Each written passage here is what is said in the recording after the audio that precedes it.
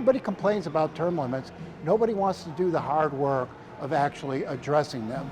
And Shirky says 2022, he wants to try to get the legislature to put a ballot proposal on that would get rid of term limits and stop protecting Michigan voters from democracy. Yeah, so I think it's a great idea. Term limits has been a disaster, far worse than even those who were criticizing it back in the 90s said it would turn out. I think we couldn't even have imagined how bad it has been. But I don't know that Shirky's approach, and I give him credit for coming up with it and sticking his neck out there, I'm not sure that's going to work.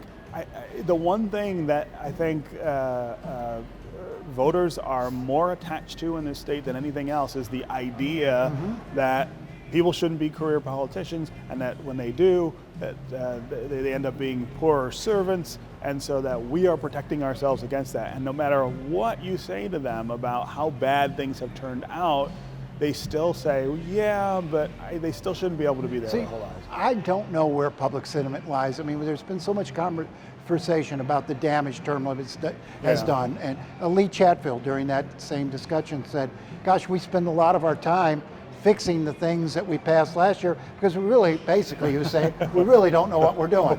I mean, he's a leader after 4 years in the legislature.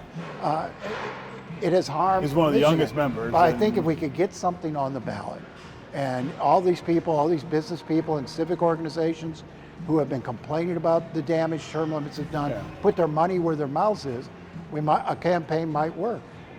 Or you could pair it with something. Well, that was what we talked about a few years ago, was the idea of getting rid of term limits or limiting them, or extending them, or extending them, and also making the legislature part-time, which appeals to the same sentiments that people have, right? They're there all the time. What are they doing?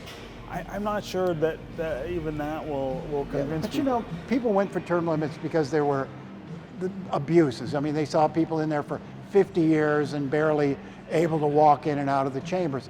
I don't think it would bother people to see somebody in office 10, 12, even 14 years and give themselves the time, give their lawmakers time to develop some expertise. Because right now, there is no expertise. And they don't care to learn because they're looking ahead to that next job.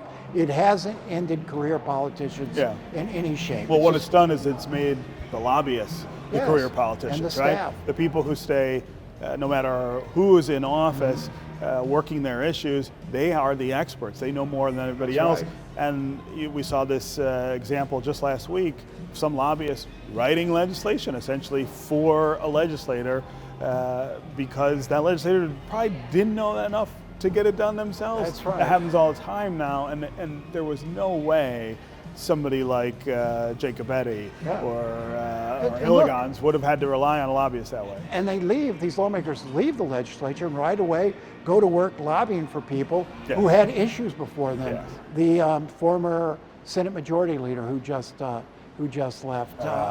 Boy, we've already forgotten his name. Forgotten his name. He's lobbying. I mean, but you look at somebody like Ruth Johnson, who started in the state legislature, got term limited out, went to Secretary of State, got term limited out, now in the Michigan Senate, where she'll be term limited out sometime. It hasn't ended career politicians. No, right. She's had a career just in different places. Yeah, and that's happening over and over again. Well, we'll so see. it's a bad law, and we got to get rid of it. If you get the support lined up, and you'd have to start that support, I think, in 20 at minimum, right? Start raising the money, start the kind of voter education campaigns that would tell people the damage that's actually been done. I mean, you've got great examples of lobbyists writing legislation, of things that can't get done because they don't know how to do them, or things that go wrong on the floor because the leader is brand new and doesn't really know the rules. And this lack of willingness to work with each other either, because they've got their own ambitions at